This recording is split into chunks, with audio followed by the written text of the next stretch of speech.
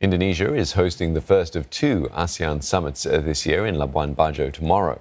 Leaders of the regional grouping will discuss challenges outside and inside Southeast Asia, as well as establishing a solid vision of the bloc's future. Experts expect Jakarta to show its leadership in tackling some of the region's most sensitive issues. Chandni Vatvani reports. ASEAN is one of the most important organizations for its members, and for Indonesia, the grouping has typically been considered the cornerstone of the country's foreign policy.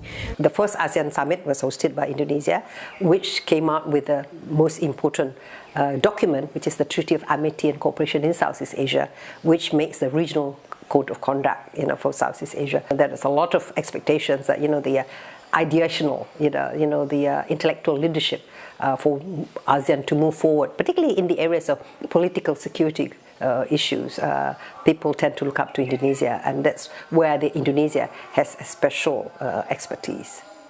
With three pillars as derivatives of Indonesia's chairmanship theme, ASEAN Matters, Epicentrum of Growth, and the third, related to the implementation of the ASEAN Outlook on the Indo-Pacific, leaders are set to discuss internal ASEAN matters as well as other key issues within and outside the region.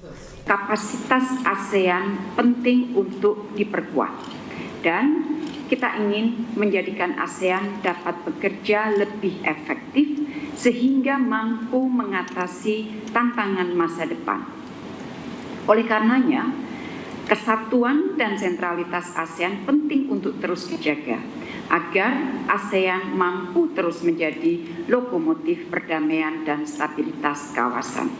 Key issues on the agenda include the eradication of human trafficking, acceleration of negotiations on the text of the Code of Conduct, preparation of a roadmap for East Timor's full membership in ASEAN, and signing of the Southeast Asia Nuclear Weapon-Free Zone Protocol.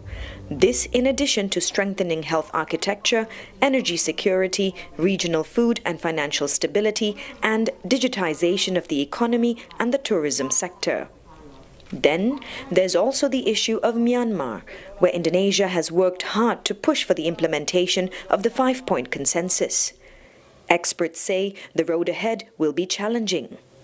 From the outside, we're seeing a sharpening of great power rivalry between US and China, and potential flashpoints probably in Taiwan, in South China Sea. So there's a pressure for ASEAN to be relevant in that sense.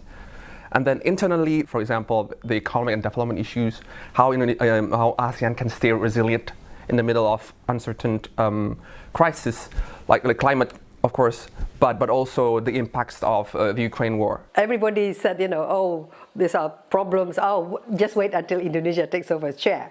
So like trying to sweep everything under the carpet until Indonesia comes along and open the carpet, But clearly that is, that is not the case, ASEAN is basically still based on consensus. A lot of hard decisions are still made based on consensus. While the agenda for this first summit is expected to focus on housekeeping, such as strengthening the ASEAN institution, keeping track of the ASEAN community development in all the three pillars, and various areas of cooperation, a vision for ASEAN 2045 is also being prepared. And industry observers say that progress will move along, albeit very slowly, because of ASEAN's extreme diversity, despite our common Southeast Asian identity. Chandni Vatvani, CNA, Jakarta.